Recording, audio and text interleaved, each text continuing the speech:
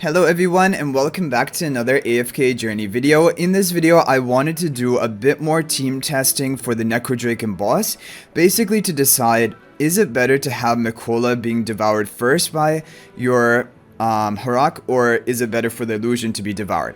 So this comp we have fielded, or this formation, we tried in our earlier video recorded pretty much right after reset, and I'm back on the Vietnam server too on Now's account, so thank you to him.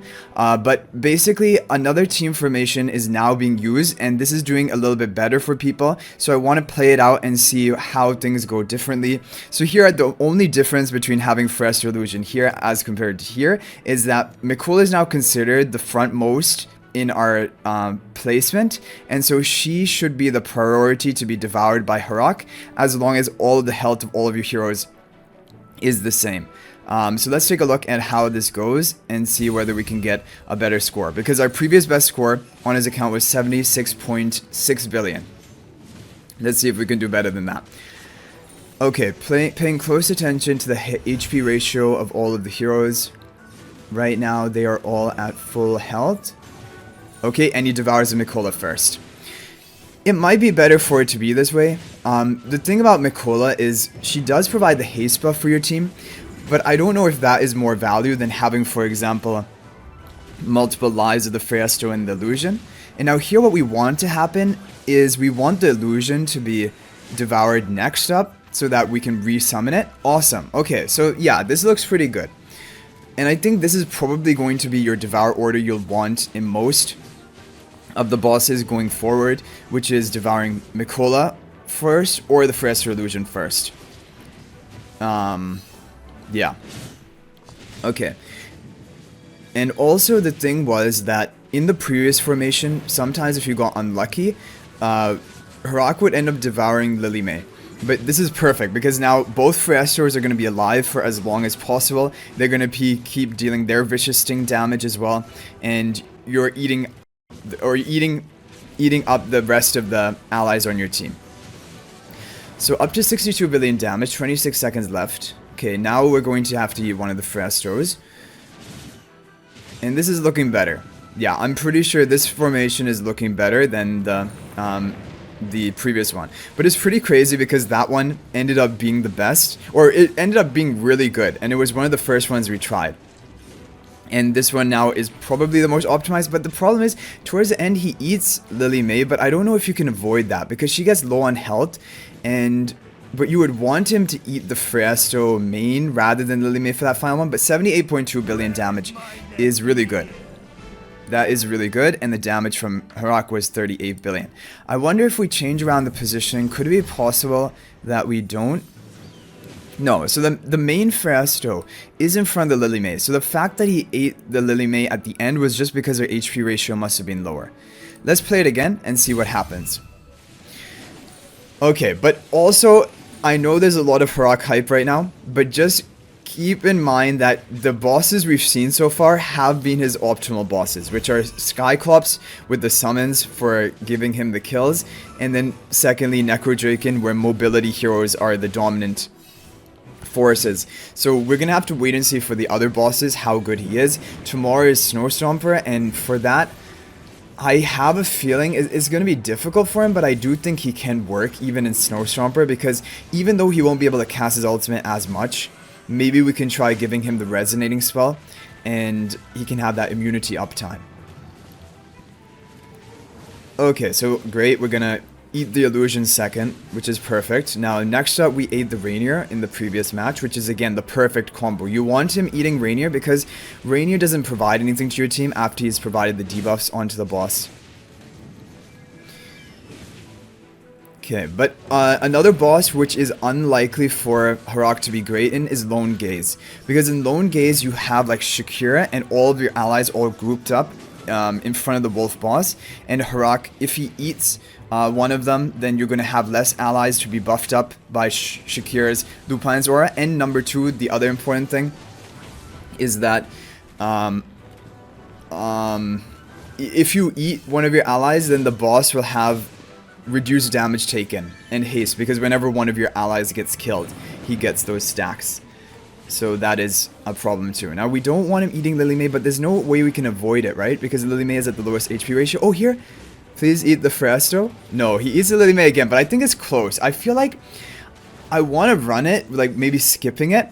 Or we can run on 3 times speed and keep trying it until maybe we don't eat Lily May. Because then maybe you could squeeze out an extra 1 billion of damage. Or something. And as for the charms for Harak, it's a choice between either Butcher Charm or the Balance Charm. Right now we have 2 Balance Charms equipped. If we add all 3, he gets 21% attack from that. It's a question of, is it going to be better for him to have 21% attack? Or is it better for him to have 40 crit and 50 crit damage boost? It will depend on, like, because I'm pretty sure HP per second damage can land as a crit. But yeah. Okay, so let's see, if we do multiple runs, will it be possible that he doesn't eat Harak in the end? Or if he doesn't eat Lily May in the end? I think it should be. Okay. So let's continue, and 9 seconds left. Okay, good. Now, so he didn't eat the Lily May, but it still doesn't really make much of a difference, because it's towards the end point where it just comes down to the damage RNG. So overall, I think that's pretty much the best we can do. 78 billion damage is solid for the level of investment we have on this account. And also, keeping in mind, we don't even have like optimal charms onto Harak yet. Yeah, and also the thing about the other Dream Realm bosses, just to like talk a little bit about Dream Realm in general, is that when we move over to, for example, the other bosses, like even Snow Stomper, Orson, Crystal Beetle, in all of these bosses, Ludovic will be runnable. And it will be a question of, like, will a Ludovic Lily May combo team be able to outdamage like a Lily May Harak type team? That will be the thing to consider. Because I can definitely see for Necrodrakon, because you need those mobility heroes and those are all of your damage, but in other bosses, a lot of damage comes from Fresto. You're able to run Smokey in other bosses as well. And then, like, it's difficult to make Harak fit into those teams too. So we'll have to wait and see. But definitely Harak is...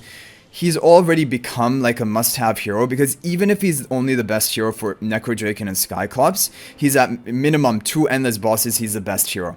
And so eventually you're going to want to build him. And because of that, I mean, you could begin working on him, but I still think you need to get Rainier to Mythic Plus first, and then Fresto to Supreme or Supreme Plus. And then from that point, you can decide to go for Harak. It does look like Harak is going to be more important as a 3rd Celestial Hypogean compared to Talene. Both of them have Dream Realm uses, but Harak has been incredibly dominant in 2 bosses already, and Talene was already kind of only good for 2, potentially 3 bosses. So Harak is going to be more important than Talene for you to go for as your 3rd choice. And then after Harak, probably you want to go for Talene.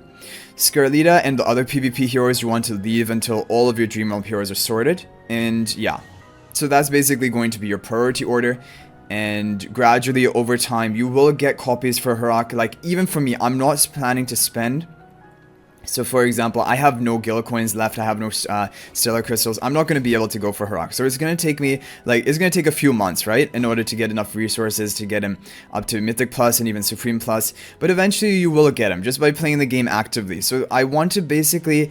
There's no pressure to spend, because you will be able to get all of the heroes in the game as even a free-to-play. But it will just take time.